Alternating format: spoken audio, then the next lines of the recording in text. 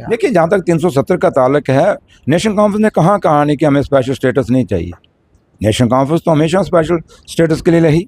हम हमेशा कहते हैं कि बाहर के लोगों को हमारी यहाँ की ज़मीनें नहीं। बात करने के लिए हमारे साथ सुलिंदर चौधरी जी, जो कि डिप्टी चीफ मिनिस्टर। सर, स्वागत है आपका KNS में। Thank you.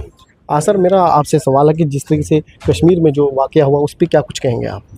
देखिए, कश्मीर में जो वाक़या हो रहे हैं, हमें बड़ी अफ़सोस और दुख है कि ये हादसे नहीं होने चाहिए और ये घटनाएं नहीं होनी चाहिए, लेकिन बदकिस्मती ये हुई हैं और इसको हम बड़ा स्ट्रॉन्गली कंडेम्ड करते हैं और जो जानें गई हैं उनके लिए अफ़सोस जाहिर करते हैं और उन फैमिली को भी के साथ अपनी अफ़सोस जाहिर करते हैं। तो लिहाजा सरकार बड़ी सीरियस है और सरकार, क्योंकि अभी थोड़े दिन हुई है हमें बने हुए, उमर साहब को मुख्यमंत्री बने और हम उनके कैबिनेट में बने हैं, तो लिहाजा दिल्ली की सरकार भी चाहती है कि जम्मू कश्मीर में अमन आए और नेशनल कॉन्फ्रेंस की गवर्नमेंट भी चाहती है कि यहाँ पे अमन आए।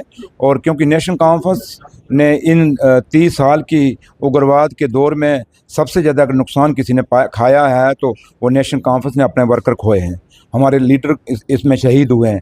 तो लिहाजा नेशनल कॉन्फ्रेंस का एक दुख हो, एक दर्द को समझ सकती है। जब किसी परिवार का कोई बंदा ऐसी घटनाओं में, आतंकवाद की घटनाओं में मारा जाता है, तो ये नेशनल कॉन्फ्रेंस समझ सकती है, क्योंकि जो घाव वहाँ लगते हैं वो घाव हमने महसूस किए हुए हैं। सर, स्टेटहुड कब तक वापस जो है वो आएगा? क्योंकि इलेक्शन से पहले जब नेशनल कॉन्फ्रेंस ने कहा था कि जब हमारी सरकार बनेगी तो स्टेटहुड जो है वो वापस आएगा और 370 भी जो है हम वापस लाएंगे, उस पर क्या कुछ कहेंगे? जहाँ स्टेटहुड में ताल्लुक है, ये खाली नेशनल कॉन्फ्रेंस का नहीं है, ये नेशनल कॉन्फ्रेंस नहीं देना। अब ये जिम्मेवारी दिल्ली की गवर्नमेंट की है, क्योंकि जब इलेक्शन यहाँ चल रहा था तो ऑनरेबल प्राइम मिनिस्टर हिंदुस्तान के वो यहाँ पे आए थे।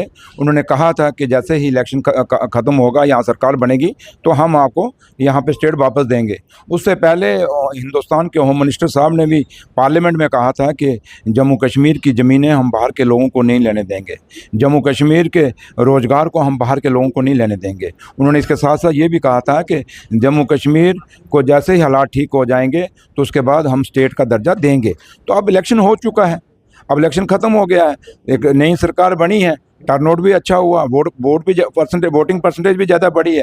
तो इसलिए अब जिम्मेवारी जो है वो दिल्ली की सरकार के ऊपर है कि वो अपने वादे को निभाएं, चाहे वो प्राइम मिनिस्टर साहब हैं, चाहे होम मिनिस्टर साहब हैं, वो अपने वादे को निभाएं और जम्मू कश्मीर को जल्दी से जल्दी स्टेट का दर्जा दें, ताकि यहाँ पे एक जो कन्फ्यूज़न क्रिएट हुआ है वो कन्फ्यूज़न ख़त्म हो और जम्मू कश्मीर जो हस्सा रस्सा बस्सा जम्मू कश्मीर था वो वैसे ही दोबारा खुशहाली के रास्ते पे चले।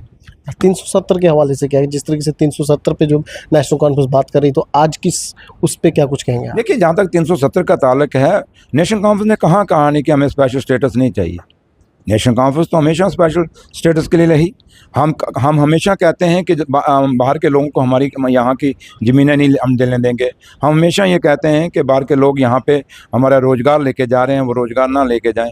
तो इसलिए नेशनल कॉन्फ्रेंस का स्टैंड तो बड़ा क्लियर है। लेकिन मैंने कहा ना कि नेशनल कॉन्फ्रेंस ये भी समिति है कि यहाँ मुद्दे क्या हैं, लोगों की मुश्किलें और मुसीबतें क्या हैं। तो इसलिए सबसे बड़ा मुद्दा इसमें पहले है कि स्टेट का दर्जा मिले। जब स्टेट का दर्जा मिलेगा तो ऑटोमेटिक आस्ता आस्ता धीरे धीरे बाकी चीज़ें भी होंगी। तो लिहाजा अभी फ़िलहाल ऑनरेबल चीफ मिनिस्टर साहब दिल्ली के अंदर हैं, वो प्राइम मिनिस्टर को भी मिले हैं, होम मिनिस्टर को भी मिले हैं, वो राजनाथ सिंह जी को भी मिले हैं, डिफेंस मिनिस्टर को भी मिले हैं और गडकरी साहब को भी मिले हैं। तो इसलिए ये अगर उमर साहब वहाँ गए हैं तो वो सिर्फ़ और सिर्फ जम्मू कश्मीर की बेहतरी के लिए गए हैं, जम्मू कश्मीर के बेरोज़गार बच्चों के रोज़गार के लिए गए हैं, वो जम्मू कश्मीर की तामीर और तरक्की के लिए गए हैं, वो जम्मू कश्मीर के हॉस्पिटलों और स्कूलों को ठीक करने के लिए गए हैं। तो इसलिए ये मुद्दे जो हैं कहीं ना कहीं टाइम लगेगा। अभी तो जुम्मा 4 दिन हमें हुए हैं, थोड़ा वक्त तो मिलना चाहिए। आगे के देखें, आपको रिजल्ट आने शुरू हो जाएंगे, आपको दिखेगा कि 10 साल का जो गैप था एडमिनिस्ट्रेशन और लोगों के बीच में, वो नेशनल कॉन्फ्रेंस ने वो गैप, क्योंकि अभी फ़िलहाल वो गैप भरना चाहते हैं, उसके बाद आगे काम चलेंगे। तो लिहाजा रिज़ल्ट आपको मिलेंगे।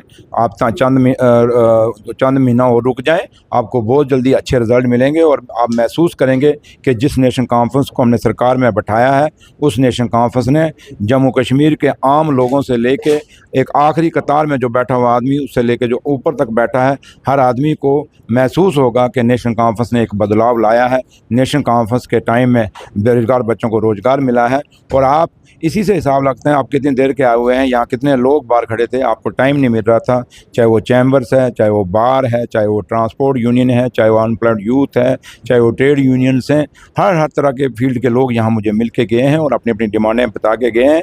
तो लिहाजा मैंने उनको अश्योर किया है कि बहुत जल्दी जो आप मुझे ये डिमांड्स और मेमोरेंडम दे के जा रहे हैं, इस पर काम होगा और आपको नतीजा भी नज़र आएगा। शुक्रिया। सर, दरबार मूव के हवाले से क्या कहेंगे कि जिस तरीके से जम्मू के लोग कहते हैं कि अगर दरबार मूव हो तो जम्मू के लोगों का जो है वो रोज़गार बढ़ेगा? देखिए, दरबार मूव हमने नहीं किया हुआ था, दरबार मूव महाराजे के टाइम से स्टार्ट है। तो ये जो लोग जो जम्मू की बड़ी ठेकेदारी उठा के रखते हैं, मैं उनको पूछता हूँ, बताओ जम्मू दरबार आपने क्यों बंद किया था? और नेशनल कॉन्फ्रेंस का यहाँ ताल्लुक है, नेशनल कॉन्फ्रेंस डे 1 से जिस दिन हम सरकार में आए हैं, हमारी यही कोशिश है कि जल्दी से जल्दी दरबार मूव स्टार्ट हो। लेकिन इस बार ही नहीं होगा, लेकिन नेक्स्ट टाइम हमारा कोशिश रहेगी कि नेक्स्ट टाइम फुल का फुल दरबार जो है मूव हो। लेकिन जिन लोगों के टाइम में ये दरबार बंद हुआ है, जो जम्मू के ठेकेदार बने हुए हैं, उनको जवाब देना पड़ेगा। और मैं जम्मू के लोगों को भी कहूँगा कि इनसे पूछिए कि जम्मू दरबार क्यों यहाँ पे बंद हुआ, दरबार की मूव क्यों बंद हुई? क्योंकि दरबार के मूव के बाद जम्मू की इकानमी ख़त्म हो गई, जम्मू का बिज़नेस ख़त्म हो गया, जम्मू का व्यापारी ख़त्म हो गया, जम्मू का होटल ख़त्म हो गए, जम्मू की ट्रांसपोर्ट ख़त्म हो गई, जम्मू का जो पूरा एक सरमाया था वो ख़त्म हो रहा है। तो इसलिए जो लोग बड़े जम्मू के बड़े हमदर्द बने हैं, जो जम्मू की ठेकेदारी उठा के रखते हैं, अगर जम्मू को नुकसान दिया तो उन्हीं ने दिया, तो लोगों को उनसे हिसाब लेना चाहिए। Thank you. सर, जिस तरीके से नौशहरा में जो आपने रविंद्र राणा को जो है वो 8,000 मार्जिन से हरा, तो उन लोगों का किस तरीके से आप शुक्रिया अदा करना? देखिए, मैं जहाँ तक मेरी नौशहरा कॉन्स्टिट्यूंसी के लोग हैं, मैं उनका एहसान कभी मुका नहीं सकता, क्योंकि जिन हालातों में उन्होंने नौशहरा के लोगों ने इलेक्शन लड़ा, चाहे वो गरीब से गरीब था, चाहे वो अमीर से अमीर था, चाहे वो छोटे से छोटा था, बड़े से बड़ा था, चाहे वो किसी भी जात बरादरी मज़हब से था, हर आदमी ने जोर लगाया और एक ऐसे ऑड्स में उन्होंने ये इलेक्शन नौशहरा के लोगों ने मुझे जिताया जहाँ कोई उम्मीद नहीं कर सकता था कि सुरेंद्र चौधरी जीतेगा। तो इसलिए मैं शुक्रिया अदा करता हूँ नौशहरा के लोगों ने, जिन्होंने मुझे कामयाब किया और मुझे MLA बनाया। और मैं शुक्रिया अदा करता हूँ डॉक्टर फारूक साहब का और उमर अब्दुल्ला साहब का, अपने लीडरों का।